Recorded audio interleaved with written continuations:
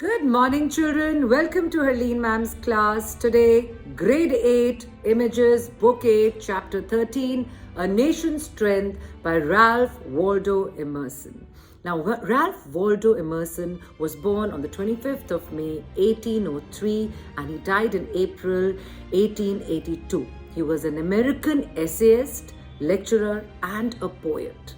He spread his views through dozens of published essays and more than 1,500 public lectures across the US. A very patriotic poem, A Nation's Strength. Before we move on to the explanation of the poem, let's move on to the connect, reflect, and imagine part. Now, children, tell me, what is that you love the most about your country? I'm sure there are a number of things you love about your country. Its diversity, its culture, custom, traditions, and so on. Now tell me, what are some of the ways in which we can show our love for our country? You know, we keep saying our country hasn't done this for us, etc., etc. What is it that we can show? How can we show our love for our country? I want all of you to jot down at least 5 points. Now, moving on to the imagine part. Now, imagine and describe a situation where you made your country proud. I know that moment has not come as yet, and you all are going to do our country proud, your parents and your teachers proud. But do think about it and make a list of things and describe the situation where you can make your country proud in the future and at the moment how you're making your country proud. We move on to the explanation of A Nation's Strength. First of all, let's read the title. Let's study. What do you think a nation's strength means? What do you think this poem is going to be all about? Yes, it's going to be about what really is a nation's strength. What is a country's strength? We're going to talk about it. This poem is going to reveal the secrets of a country's strength. What is the success behind any prosperous, any nation? Is it the people? Is it gold? Is it the strength and power and pride? What is it that makes a nation strong? Well, I'll start the poem stanza-wise and so follow the. We now read this poem in which the poet is going to reveal the secrets of a nation's success. What makes a nation's pillars high and its foundations strong? What makes it mighty to defy the foes that round it throng? In the first stanza, the poet is asking us 2 questions. What makes a nation's pillars high and the foundation, that is a root? Every building has a foundation, even in education, even in a building, and for a nation also, we have a foundation. What is the root? You know, what is it that makes this nation's pillars so high and the roots so strong? What makes this nation mighty to defy? How does it become so powerful to resist the foes that round it throng?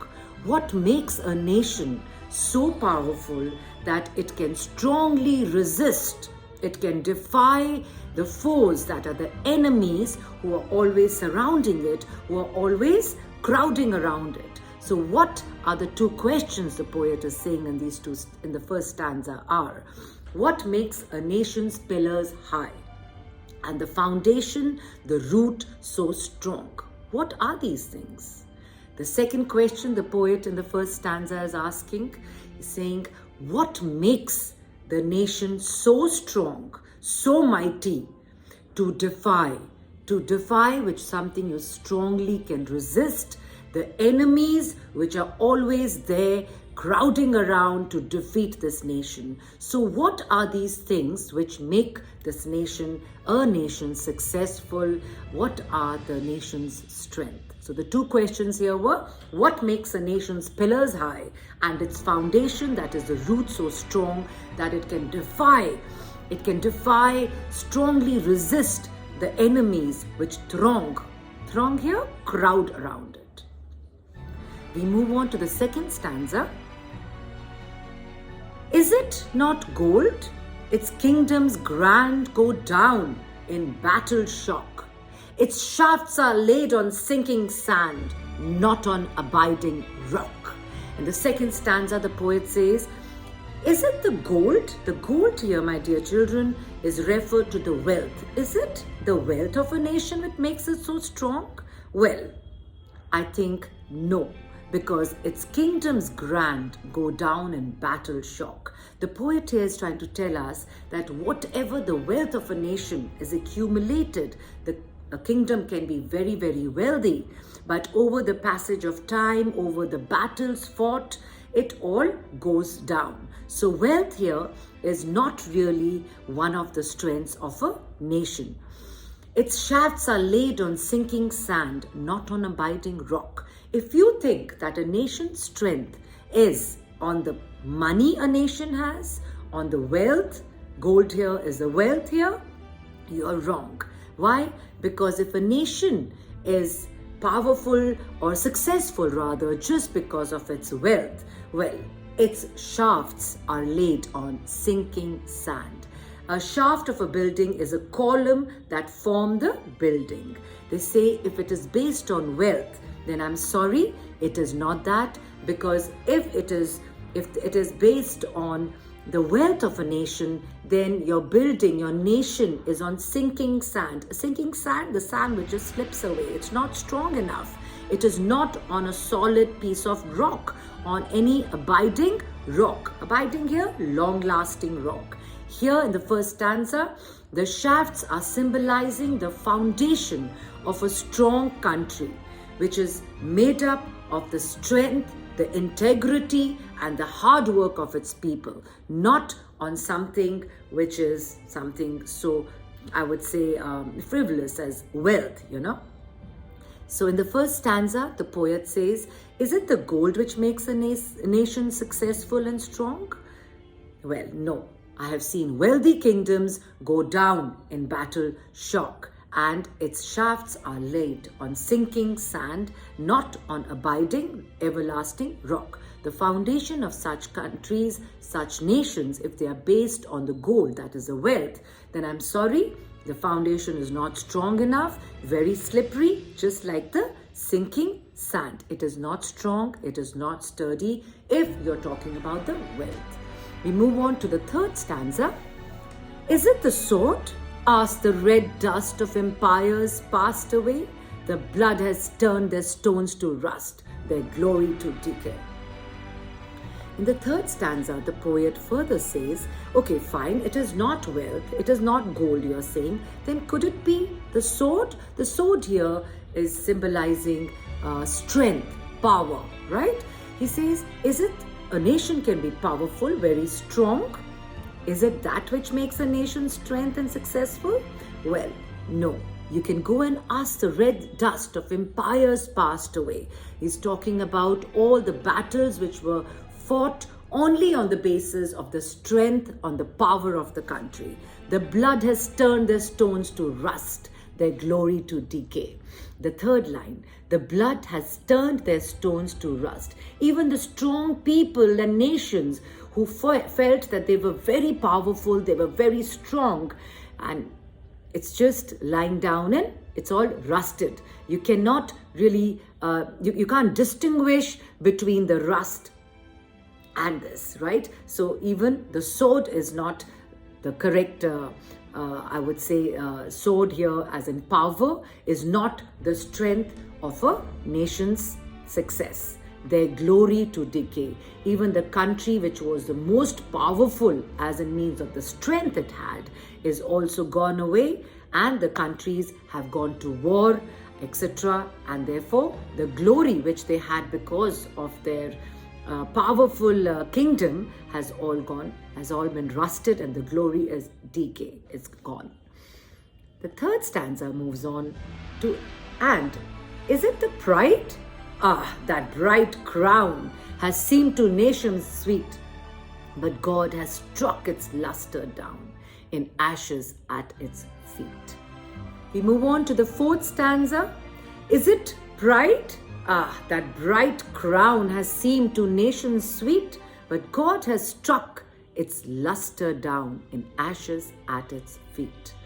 The poet, the third point which the poet is trying to ask us, it's not wealth, it's not the power.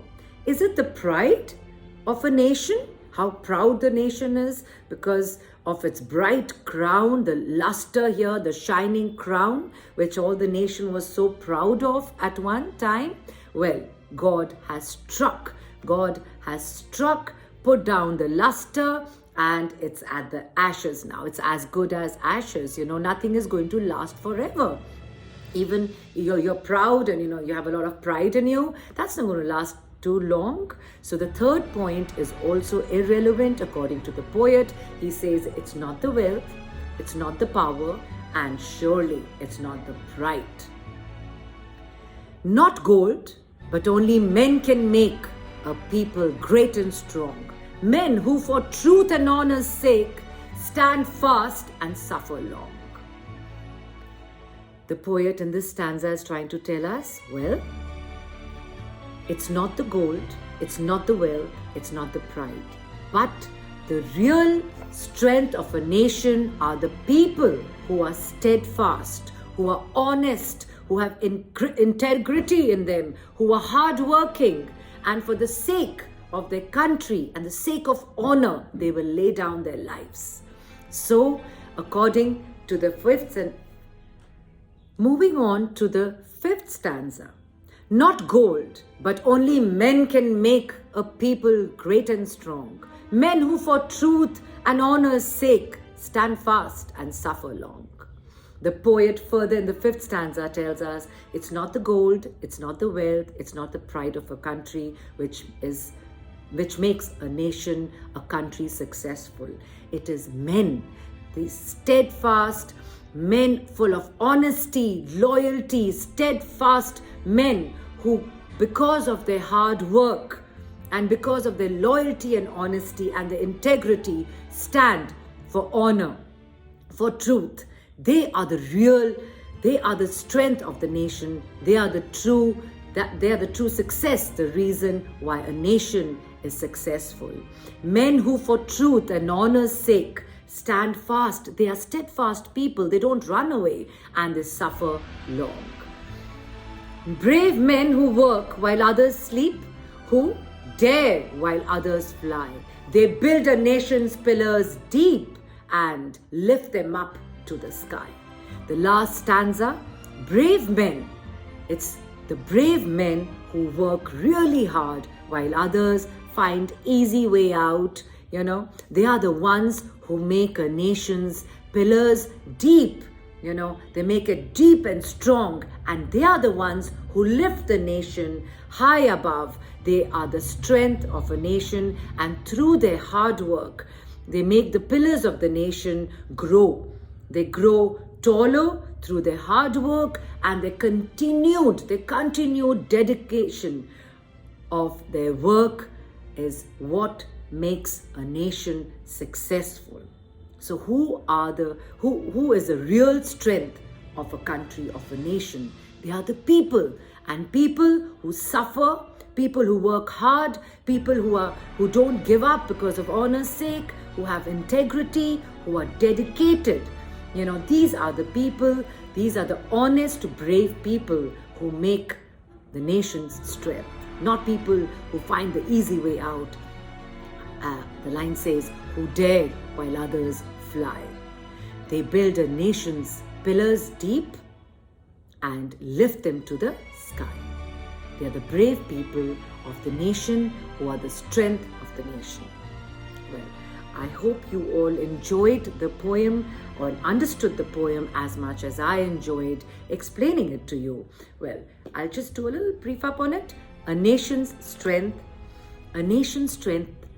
The poet Ralph Waldo Emerson starts the poem with two questions. He says, what makes a nation's pillars high and its foundation strong? That it makes the enemies very difficult to attack that nation. So he says, well, it's not gold, it's not power, and it's not pride. The real strength of a nation are the brave people who dedicate their life. They are loyal, they are honest, they are full of integrity, They are the real strength of a nation. Brave men who work while others sleep, who dare while others fly. They build a nation's pillars deep and lift them up to the sky. With the continued dedication of these people is how a nation remains strong and successful. I hope we all are energized and inspired to do something for our nation. Yes, all right, thank you. If you liked my video, do press the like and subscribe, and do share it with your family wherever they need some explanation. All right, take care. Love you all.